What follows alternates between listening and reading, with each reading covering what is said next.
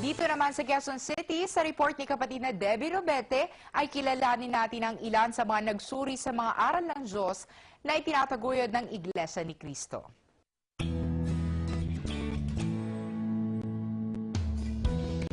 Kabilang ang mga alagad ng batas sa mga naanyayahang magsuri sa Iglesia ni Cristo dito sa lokal ng sentral sa Quezon City.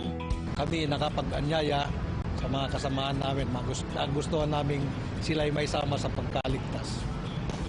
Karamihan sa kanila, ito ang unang pagkakataon na makarating sa Iglesia ni Cristo Museum and Gallery. Ang nakatawag sa akin ng pansin yung diorama, pinakikita ng buo, parang buhay na buhay. Yung simula ng iglesia, simula nakita natin yung storya ng iglesia, ang pinagmulan, ang kanilang katatagan sa kanilang pananampalataya at sa kanilang kasalukuyang pamumuhay. Sadyang talagang namamangha talaga ako. Talagang it's una ko kasing punta dito. Ngayon ay nalaman ko yung kasaysayan ng Iglesia ni Cristo, kung saan ito nagmula. Ako'y natutuwa at kabahagi akong mapanood dito. Makikita mo yung kanyang disiplina at paninindigan. Kahit na nung panahon ng Hapon, may nabasa ako ron, na yung pala ay hinihimok siya ng mga Hapon, na siyang mamuno ng buong relihiyon dito sa Pilipinas. Yung pala ay kanyang tinanggihan. Ibig sabihin, nandun yung disiplina niya, na hindi siya gahaman sa posisyon. Kaya kung makikita natin ang paglago ng iglesia, yan ay makikita mo sa pagiging leader ni Felix Manalo. At ako'y natutuwa. Ngayon lang ako nakapasok dito kasi alam mo, Katoliko ako mula pagkabata. Pero pinupuri ko at nalinawan ko kung bakit ganito kaayos ang mga kasama sa Iglesia ni Cristo.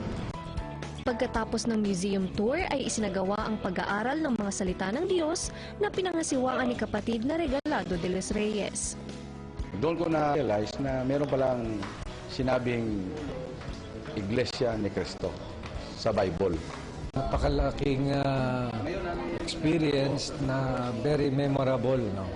At may implant namin sa aming mga puso bilang mga pagtanggol ng peace and order, ay dapat din manalangin, dapat mapalapit kami sa Panginoon. Pagbisita dito ay naka-inspire sa amin. Ang ganitong mga gawain ay patuloy na itinataguyod ng Iglesia ni Cristo upang marami pang mga tao ang makaalam ng kasaysayan ng Iglesia at makaunawa sa mga aral na sinasampalatayanan ng mga kaanib nito. Ako po si kapatid na Debbie Robete para sa Iglesia ni Cristo Television Network.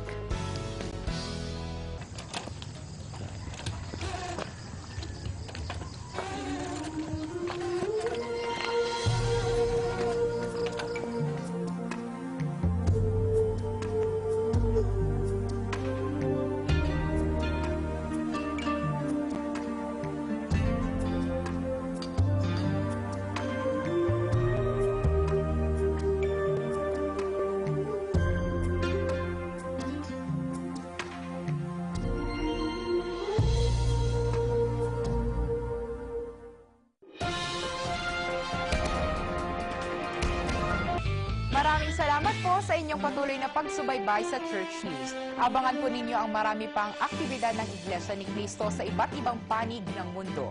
Ako po si kapatid na Precious Katindig. Hanggang sa muli.